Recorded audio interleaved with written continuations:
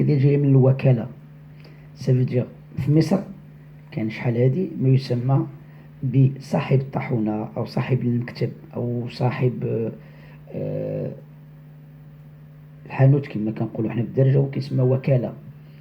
يعني هو الفكر تفاوضي.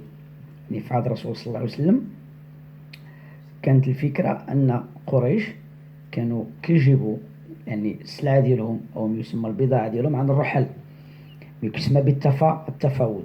عاد من بعد ولات ما يسمى بالعمله النقديه. هنا العمله النقديه الا ربطناها بالفكر التفاوضي او بالفكر المقايضه، كون دي اون فرونسي لا نيغوسياسيون كالتفاوض، ما عندهاش علاقه بالمقاوله. يعني حنا شحال هادي كان بان هاد السيد هذا كنوكلو، وكلتك، عطيتك توكيل، سافدير لا بروكرياسيون. هذاك التوكيل خرجت على واحد الفكره سميتها الوكاله. يعني انت في الشرق الاوسط ولا انت في المغرب ولا انت في واحد البلد، انت الوحيد اللي كتنتج هذيك الماده. يعني كنوكلك، كنعطيك، يعني اي واحد غيشريها منك خصك تعطيه التوكيل، يعني كما نقولوا الاستعمال ديالها، حق الاستعمال. أستاذي المحترم، كاين واحد الكلمة اللي كنقولوا خصك تكون عندك تفكير مقاولاتي، يعني ما تسمى بالفرنسية ليسبري ليسبري دونتربريز. دونتربريز حنا جايين فيها. يعني هنا توارثنا هذا الكلام هذا، ولا عندنا اصطلاح. اما كاين المقاوله النقديه، كاين المقاوله على شكل المقايضه، كاين المقاوله البنكيه الى اخره. هنا عندك مسميات بزاف، يعني ما عندهاش واحد المسمى فيكس، يعني ما كاينش واحد المرصود معرفي ديالها واقف. من بعد الحرب العالميه الثانيه تكونت هذه المقاوله ما يسمى المقاوله البنكيه. يعني شي واحد عنده فلوس ما يكونش حاطهم في الدار، مش حاطهم في لا بنك. لا بنك تسمات وكاله، اون اجونس. يعني ولا تعدد الاسماء في الاخر هادشي كامل غيولي عباره على واحد الاستراتيجيه تكنيك دو ديفلوبمون، يعني واحد التقنيه جديده ديال الفكر المقاولاتي. وقتاش غيدخل الفكر المقاولاتي للمغرب؟ يعني هذا كنربطوا التاريخ باش نعطيو كل واحد يعرف الكلمه من جد. 1994 المغرب عرف ما يسمى بما يسمى في مراكش لا بريفاتيزاسيون، الخوصصه. هناك الخوصصه انطلقت ان القطاع الخاص يتخصص، يدخلوا فيه مساهمين، شركاء الى اخره.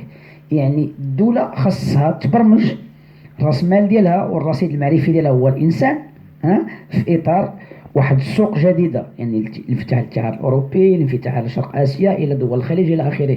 يعني اي واحد بغى يستثمر عندك هنا خاصو يوقع عنده واحد الفكر مقاولاتي. أستاذي المحترم إذا سمحتي، هذا الفكر المقاولاتي يعني واش يمكن للشاب يمكن له يكون يدرس في إطار التعليم، يعني أن محتوى هو كيتكون من الصغر ديالو، هو كيتكون في هنا إلا شفنا المسار الأكاديمي اللي كنقراو من البيت الأول حتى البكالوريا، هو مسار أكاديمي موجه. يعني موجه بواحد المنظومة تعليمية عبارة فكر مساري، يعني مسار، يعني ماشي مهنة، مسار تعليمي. أن يكون عندك ثقافة متنوعة، اللغة الفرنسية، اللغة الإنجليزية، المات إلى آخره. ولكن الفكر المقاولة راه مجدر فينا حنا في الدار بعدا. علاش؟ لأن الأب ملي كيكون عنده واحد لو سالير، ان سالاريي، يعني داك الراتب الشهري كيقسمو على حسب الحاجيات. هذا راه فكر مقاولتي. هذاك الفكر كينقلو للشاب ديالو، الولد ديالو. الا كان تاجر كينقل الفكر ديال التجاره لولدو، الا كان عنده منعش عقاري كينقل داك الفكر ديال المنعش عقاري الى اخره. يعني قطعك مرحبا. الشاب قال كان عندي فلوس، انا بغيت الفلوس وبغيت ندير مقاوله، كنسمع المقاوله وبغيت الفلوس، وحتى ولو ناخذ هذا، عطاوني هاد الفلوس، كي غادي نتعامل مع هاد الفلوس، وكي غادي هاد المقاوله كي غادي ننجحها، وكي غادي نتعامل فيها. دابا غادي ندخلوا الاساس ديال الحوار ديالنا اليوم هو المقاوله. انا عطيتك هنا التعريف منين جات، يعني التاريخ ديالها الى اخره، يعني كيلكو زيليمون باش نكونوا واضحين. اول حاجه المقاوله اللي كاينه في المغرب دابا ماشي هي مقاوله راسماليه، هي مقاوله شخصيه. سافدير الاساس ديالها هو راس المال البشري. يعني راس المال البشري غيولي واحد الفكره انتاجيه، ماشي ضروري خصني نبقى نكون قاريها، لا، تكون عندي اما حرفه، تكون عندي اما فكره، ولا اما مشروع. هنا غادي نجاوبك على السؤال ديال قبل ما نفكر ندير مقاوله. اول حاجه خاصني نعرف مالية وما علي، يعني بناء الشخصية، بعدا بناء الشخصية العملية. ها أنا عندي فلوس ودرت مشروع سقط، مشكل فيا ولا في المشروع؟ فيا أنا، إن ما عرفش نتعامل. أستاذي شكون أنا؟ داكوغ، أنا هو واحد الشخص اللي عنده واحد الفكر رأس مالي أنه بغى يدير مشروع من أجل الربح. هذا هو الخطأ. المقاولة ما كدارش من أجل الربح، الربح كيجي من بعد. المقاولة كدير أول حاجة استهدف الفكرة، درسها من الناحية المعنوية، بحث عليها من الناحية التقنية، كاين خبراء في الميدان، كاين مستشار اللي غيعطوك أفكار، من غناخد هاد الأفكار هادو غادي نديرها على شكل سلسلة معلومات. هنا غادي نشوف هاد المعلومات شنو ناقصني أنا في التوجه في السوق باش تكون عندي واحد الدراسة تقنية أكاديمية. هنا جاء تكوين المهنة من التشغيل، دار مسمى بتقني متخصص في ميدان المقاولات أو تسيير المقاولات، كتقرا لا كونتاب، يعني منظومة معلوماتية مزيان. ولكن الإنسان اللي كيقرا هاد الشيء هذا ملي كيخرج لسوق التشغيل وكيبغي يدير مقاولة كيلقى راسو ما بين نارين. ها هو قاري ولكن ما قدرش داكشي يستثمرو. غير أستاذي اسمح لي نسولك. مرحبا. أنا كنشوفوا حاليا كاين بعض الناس سواء اللي عندهم فلوس، اللي خاصة كان عندهم فلوس هكا وكتجبروا يعني يلا عنده تجربة، ولكن بالنسبة لتكوينه الثقافي ولا تكوينه هذا يعني ينعدم. واخا هنا بالنسبة للتكوين، يعني ملي كنقول الإنسان داز في واحد المسار مهني وفي الآخر ولات عنده واحد التجربة اللي كتسمى ذاكرة خصو يتقاسمها مع الآخر أو يسمى بلا نوستالجي، هذيك الأفكار خصني نعطيها للآخر. أول حاجة المقاولة ماشي فكر رأسمالي، هو فكر إنساني شخصي اللي عنده علاقة بواحد الفكرة خصها تبرمج ان دير لها التدبير ديالها والتسيير ديالها وكدير لها التفعيل عاد التنزيل ديالها. هنا هذاك مول الفلوس اول حاجه ما عندوش ما يسمى بلو ريسك، سافدير ما عندوش واحد لينوفاسيون، واحد الابداع فكري انه الفلوس دارت من اجل العمل، يعني التعامل بها، يعني ك ك ك كماده ماشي كعمله. العمله وقتاش كتولي عمله؟ حتى كتكون عندك مقاوله عندها الاسم وعندها التفعيل والتنزيل ديالها. ملي كنقول التفعيل هو التفعيل القانوني، التنزيل هو التنزيل الاداري في المحاسبه اللي غندوزو من بعد. ولكن هذا السيد هذا اللي غادي يجي وعنده واحد الميدان ديالو 30 سنه، بحال دابا كتلقى اطباء متخصصين خرج من الوظيفه العموميه قبل التقاعد ديالو بغى يدير مشروع ديالو من حقه، يعني عنده راسو متخصص. ولكن هذاك السيد اللي متخصص اول حاجه شنو كيقلب على لوكاليزاسيون لوكال، يعني الموقع، حيت الموقع كما كنقولوا كيجلب الناس، ما يسمى بلو بوين دو فونت ولا موقع. الراس المال ديالو هو الفكر ديالو، هو الالات ديالو الى اخره. وهذا ماشي مقاوله، دي شركه. يعني نفرقوا ما بين المقاوله ما بين الشركه. الشركه هي شركه تاسيسيه كتاسس براس المال واجد، ولكن المقاوله كتاسس بفكره. راس المال ما كاينش، كتعطي لك الدوله او كتعطيك منحه او كتنفتح على مقاولات تشريعيه تنفيذيه، منها الابناك منها برامج اللي غنذكروهم. هنا المغرب جا في 2004 جا ما يسمى برنامج المقاول الذاتي، بدات ب 2004 ولكن ما كانش عندها هذه السميه. هذه كان عندها سميه المقاول، يعني ماشي مقاول ذاتي، مقاول عام، مقاول خاص، كان سميها المقاول او برنامج شباب المقاول. أستاذي المقاول كانت عنده شي سميه قبل منها؟ حاجه طبيعيه. المقاول شحال هذه كانت عنده سميه ديال التاجر وما يسمى بلي بروفيسيون ليبرال، سافو اعمال حره.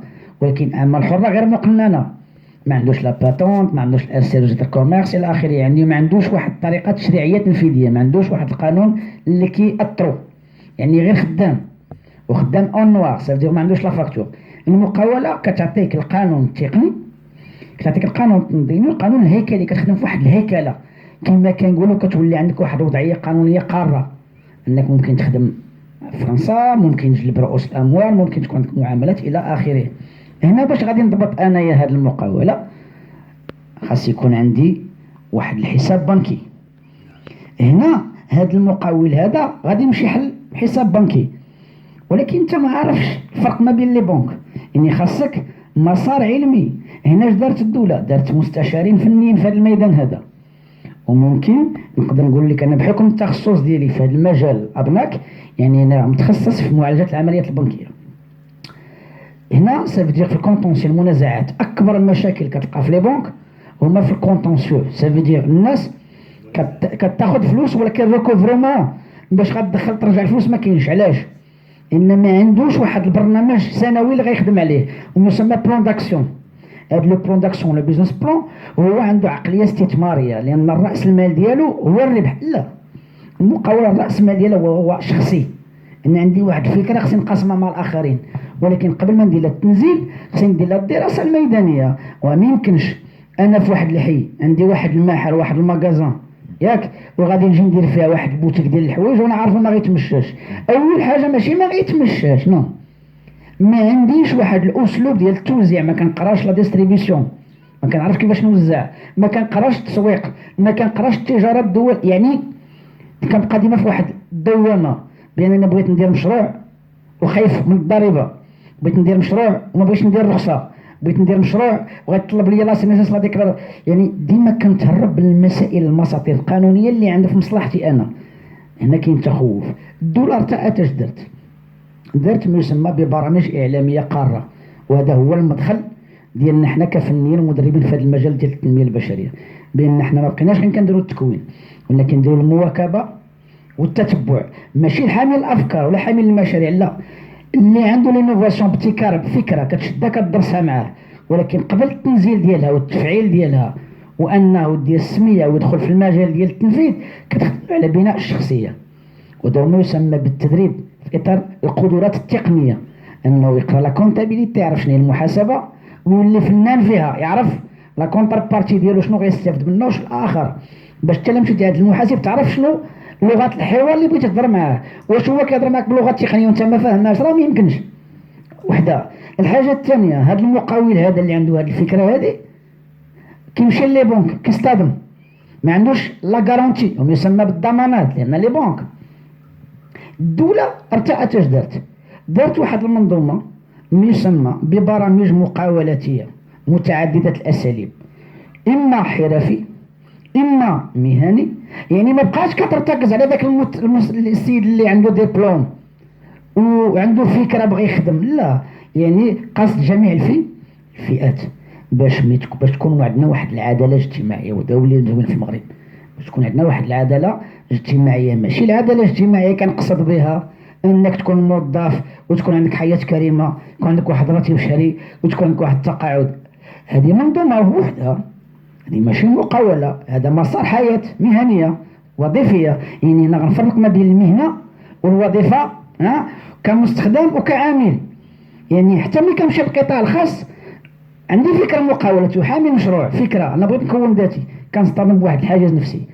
استاذي المحترم، بعد الشباب كيقول لك انا الا غادي نزيد المشروع غادي ناخذ فلوس، هذا كنخاف من المنافسه. كي يمكن لنا نواجه هذه المنافسات؟ اول حاجه باش نكون معك واضح السي بالحاج، ملي كنقول لا كونكورونس ولا دو بري دي كونكورونس ماشي دو تيب. سافو دير ملي كنقولوا حنا بلا تيرمونولوجي باللغه الفرنسيه ديال المصطلحات القانونيه كتسمى لي تيرمونولوجي. من المصطلحات ديال اللغه التقنيه ديال لا كومونيكاسيون استراتيجيك ولا كومونيكاسيون انتربيرسونيل، اش كيتسماو هادو؟ كيتسماو لي كو. سافو دير انا لو كو داشا ديالي باش غنبيع هاد الماتيريال خصني ناخذ الثمن باش جبتو ونزيد عليه واحد نسبه ارباح ونبيعوه، متفق معاك. ولكن واحد اخر كيجيبوه بنفس الثمن وكيبيعوه باقل الثمن، هنا كيسحبوا ديال المنافسه. لا، هذه ماشي منافسه، نو، حيت كاين دو تيب، كاين لا كونكورونس فيفونت ولا كونكورونس مورتيل، كنكونوا بلوز او موان كلير. المنافسه ما عندهاش واحد القانون اللي كيحميها، عندك القانون العرض والطلب. هذا العرض والطلب هو اللي خلى المقاوله على شكل فكره ماشي شكل مشروع. اسمح لي استاذي، مرحبا. واحد المثل درجي كنقولوا الحوانت متصفى والارزاق مختلفه. شوف، هذاك حانوت كسافدير كيخدم بلو ديتاي، كيبيع بالتوزيع الوحده، يعني توزيع الوحده ماشي وحده استهلاكيه، الوحده. ولكن ملي كنقول لك ان وحده انتاج اونيتي دو برودكسيون، في المنافسه هذيك بوحدها. المنافسه شنو هي؟ ان يكون عندي فكره تسويقي وتوزيعي، هذيك هي المنافسه. تفدي غندخل للستوك، غادي نشوف انايا لا مارشانديز اللي عندي، غندير لانفونتير. انا دابا كنهضر معاك بلغه تقنيه المحاسبه، خصني نفهم ملي كنقول لانفونتير شحال باقي عندي في ستوك. لان لانفونتير كندوز معاك سافي دير كوا ندوز معاك، ندوز معاك شحال باقي عندي ديال السلعه، شحال باقي تباع شحال ما تباعش، هذه المنافسه. شكرا. أستاذي المحترم، كاين عندنا توجيه الشباب إلى سوق التشغيل والمواكبة، وعندنا التوجيه والتوجه ومستجدات التوجه. ما هو التوجه أستاذي؟ أول حاجة قبل ما ندخلوا للتوجه والتوجيه، يعني الكتاب ديالي إن شاء الله الرحمن الرحيم، ما نقدرش نقول كتاب، نقدر نقول بأنه واحد الفكرة ديالنا احنا 4 ديال الشباب. خدينا بعض الأفكار التقنية وخدمنا عليهم ديال مدة 12 سنة، يعني من 2009 بالضبط من التخرج ديالي، يعني قبل ما نزول حتى الوظيفة. هذا الكتاب هذا فيه واحد التقنيات في إطار اكتساب معارف جديدة للمقاولة. الفكرة ديالك الفرق ما بين التوجيه والتوجه، أنا ملي كناخد البكالوريا كون ساسوا لوريونتاسيون لاتر سيونس علوم طبيعية علوم رياضية إلى آخره، يعني كنتوجه عندي توجه المدارس الوطنية، مدارس عسكرية، مدارس شبه عمومية إلى آخره على حسب التوجه. هذا ماشي توجه، هذا توجيه. والمشكل بأن الآباء كيوجه ولده على أساس أنه خصو يقرأ باش يخدم، وهذه هي الفكرة الخلطة. علاش؟ حيت كيعتبر، لا والله يجزيك بخير، حيت كيعتبروا مقاولة. كيقول لك أنا ولدي جو دوا انفيستي فيه، خصني انفيستي فيه، نستثمر فيه، محقق، ولكن انفيستي فيه كمولد ماشي مالي. كمولد شخصي غيقرا وغيبارطاج لي زانفورماسيون اللي عنده مع الآخر، ماشي غيقبط منصب ويرقم. هذا فكر أكاديمي. ولكن ملي كنقول لك التوجه، أنك أنت كتمشي لواحد لو سيرفيس، توجه بأنك كنقرا على حساب واحد الخدمات في المغرب راه كاينه ولكن ما عرفت حتى واحد. هذا هو التوجه. وقتاش كيتسمى التوجيه؟ الا خديت داك لو ديبلوم ومشيت لذاك العمل، يعني هذا التوجه ديالي. هو عندي واحد لو ديبلوم، والتوجيه ديال هذا لو ديبلوم في هذا المسار هذا، يعني هذا كيتسمى كارير. يعني هذا انسان عقليه احترافيه، يعني الوالدين ديالو داروا له التوجيه، ولكن هو قرا بطريقه توجهيه باش يدير التوجيه لذاك لو ديبلوم ديالو على حسب الخصائص اللي كاين. وهذا هو اللي زوين في المغرب، باننا ولينا كنلقاو في التكوين المهني وإنعاش التشغيل كمديريه ولا كمكتب وطني تعدد الاختصاصات. يعني ماشي ضروري ولدي خصو يخرج مهندس دوله، ماشي ضروري ولدي خصو يخرج تقني، ولكن ضروري خصو يكون كيعرف شي حاجه اللي غيديرها باغيها هو. ملي كيكون هو باغيها انت كتستثمر فيه ماشي ماديا المعنى، وهذه هي المواكبه. أستاذي نمر واحد النقطة أخرى، شنو هي التنمية البشرية؟ بون ملي كنقول أنا لو ديفلوبمون بيرسونيل، يعني شي حاجة اللي عندها علاقة بتفعيل القانون والإنزال ديالو. يعني الديفلوبمون بيرسونيل، التنمية البشرية. أول حاجة سامح لي أستاذي. مرحبا سيدي. كاين بعض القوانين اللي كتجي وكيصوت عليها البرلمان وكيتحطوا في الميادين باش لتفعيلها. هذاك المقاول يعني كي غادي يمكن له يفهم في هذوك القوانين، واش غيستافد في هذوك القوانين، لأن نلاحظ بأن تطرح واحد العدد ديال القوانين تكتب باللغة الفرنسية وباللغة العربية بمفردات يصعب تفسيرها. متفق معك. وتكون هناك مفاجآت، لأن حتى حاليا أن بعض الحرفيين يفاجئون بأشياء اللي كيدفعوهم، كيقول لهم خاصكم تخلصوا واحد المبالغ مالية، وملي كيجي كيقولوا راها مكتوبة في هذيك، ولكن هذاك المقاول اللي المستوى ديالو التعليمي ضعيف، هذا يعني غادي يقول له هذيك اش كتقول كي غادي يمكن له يرد عليه في هذاك الشيء. متفق معك. اول حاجه لا يعذر احد بجهل القانون، هذا نص لا اجتهاد مع النص، كنكونوا واضحين. لا اجتهاد مع النص، هذا قانون منظم لكن أستاذي أنا غادي نجاوب. أنا ما كنفهمش أنا غادي نجاوب. أنا غادي نجاوب. حنا قلنا قبيله المقاولة كفكرة ماشي للربح، نقدر مقاولة ذاتية عندها علاقة بالذات، عندها علاقة بواحد السيد كمشي كلقاه مريح على برا، حاط حداه مرسيطة، حاط حداه يعني بناي كما كنقولوا اونوا خدام بطريقة غير عملية. الدولة ارتأت بأن هاد الناس هادو ولا هاد الحرفيين ولا هاد الصناع التقليديين ولا هاد الناس اللي كيزاولوا المهام بطريقة غير تأثيرية نتأثرون. نتفق معك. أول حاجة أنت كشخص باغي تمشي دير واحد القانون أساسي، واحد لو ستاتيو برينسيبال، هذاك القانون الأساسي بغيتي ديرو باش تزاول واحد المهنة. أول حاجة قبل ما تفكر بداك المهنة تزاولها فكر في كيما كنقولوا في لي زانكونفينيون ديالو، المساوئ ديالها ماشي المحاسن. من المساوئ باش كتعلم، لأن كاين مراكز الدعم لي سوتيان لي كور دو سوتيان غراتوي ديالهم الدولة، اللي مثلا كاين لانابيك ممكن تمشي، كاين إرشادات، كاين مقاولين اللي ديجا في المسار المهني كشركاء داعمين للدولة، داكوغ يمشي لعندهم. المشكلة فين كاين؟ ماشي في داك الشخص أو ذاك المصوغة اللي تكتبات، في الطريقة ديال توصيل المعلومة، حق توصيل المعلومة. شكرا أستاذ. هنايا المشكل فين كاين؟ كاين في الإعلام. الإعلام هنا كما كنقولوا كنلقاو بأن كاين مؤسسة محمد السادس للتضامن، مؤسسة الحسن الثاني لهذا، يعني كاينين مؤسسات، لكن كيفاش غنطرق بيبان؟ أنا أصلا عندي واحد الفكر استهلاكي موروث سلبي بأن إلا مشيت لذاك الباب غيردني. هنا دور الإعلام أعطاني واحد الفكر استهلاكي سلبي، ولكن الإعلام إلا شفناه من المركز ديالو هو مركز تواصلي، بلا إعلام ما كاين حتى شي حاجة، ما يمكن ليناش. يعني الحل فين كاين؟ وهو الإعلام، ماشي الإعلام المرئي لا، أو الإعلام المكتوب لا، الإعلام الإلكتروني هو اللي عطى أفكار غير متوازنة مع الأفكار اللي كاينة.